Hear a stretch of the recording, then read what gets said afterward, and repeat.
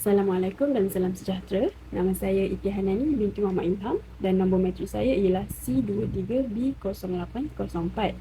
Hari ini saya nak membentangkan laporan akhir yang telah saya siapkan untuk penilaian akhir subjek CFT 1022 Kebudayaan dan Tamadun Melayu. Ini adalah topik tugasan yang telah diberikan.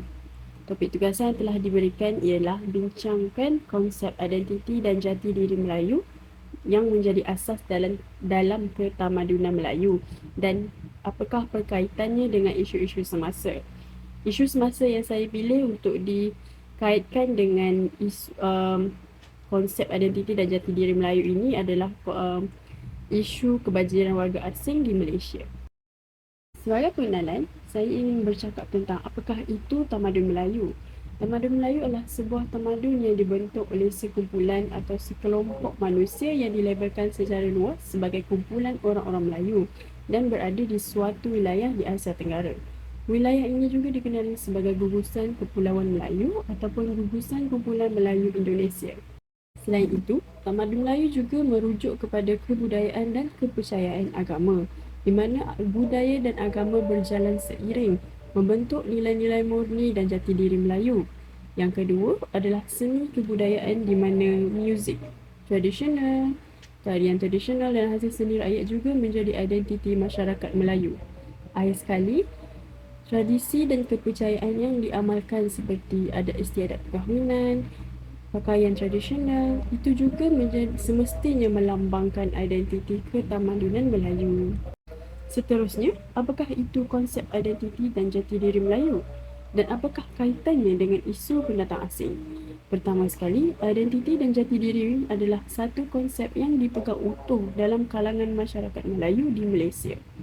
Ianya sebagai satu asas budaya dan cara hidup di samping amalan ajaran agama Islam.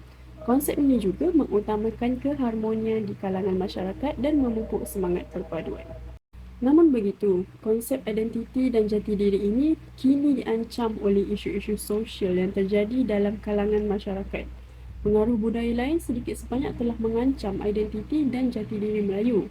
Antara isu yang rancak diperkatakan adalah isu kebanjiran warga asing yang semakin membimbangkan. Setelah menjalankan kajian atas talian, berikut adalah analisis kajian yang telah dapat saya capai, iaitu faktor kemasukan warga asing, isu atau masalah yang timbul dan juga cara untuk menanganinya. Apakah faktor yang menyumbang kepada kebanjiran warga asing di Malaysia? Faktor pertama adalah peluang pekerjaan.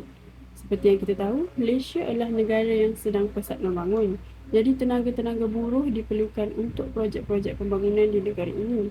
Antara sektor yang memerlukan tenaga buruh termasuklah sektor pembinaan dan sektor perladangan. Faktor kedua adalah kestabilan politik. Warga asing lebih suka untuk mencari rezeki di Malaysia kerana keamanan dan kesejahteraan yang kita ada di negara ini. Sebagai contoh, warga Rohingya yang berhijrah ke Malaysia kerana penindasan yang berlaku di negara asal mereka iaitu Myanmar. Faktor kadar pertukaran mata wang asing juga turut menjadi faktor utama.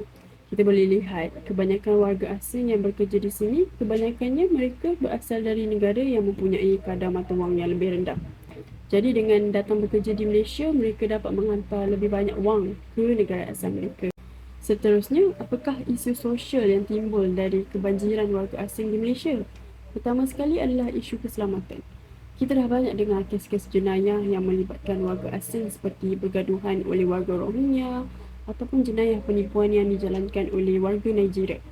Kes-kes jenayah seperti rompakan, gangguan seksual dan samun juga tak berkurang dan kerap lagi didengar dalam akhbar-akhbar ataupun media sosial. Kemudian, isu berkaitan kesihatan juga hangat dibincangkan. Ini kerana kebanyakan warga asing tidak menerima apa-apa vaksin di negara asal mereka dan sebahagian daripada mereka juga tidak mempunyai kesihatan yang baik. Mereka berpotensi untuk membawa penyakit-penyakit berjangkit yang bahaya ke dalam negara. Seterusnya adalah isu peluang pekerjaan. Ramai warga tempatan yang tak mempunyai pekerjaan kerana majikan sekarang lebih suka menggajikan warga asing kerana kos penggajian jauh lebih murah dan warga asing lebih senang untuk buat kerja dan tidak memilih kerja.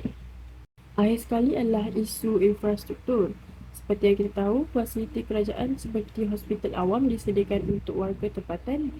Namun, segelintir warga asing telah mendapatkan rawatan dan tidak membayar kos rawatan dengan melarikan diri. Ini dikira tidak adil kerana warga tempatan telah membayar cukai untuk menerima subsidi rawatan. Setelah perbincangan yang sebelum ini, apakah cara untuk kita tangani permasalahan ini? Pertama sekali, pihak kerajaan perlulah mengemas dasar pekerja asing supaya rakyat tempatan tidak tertindas. Selain itu, pihak berkuasa juga perlu sentiasa memantau aktiviti kemasukan warga asing di sepadan negara. Sekian saja pembentangan saya untuk kali ini. Terima kasih dan Assalamualaikum.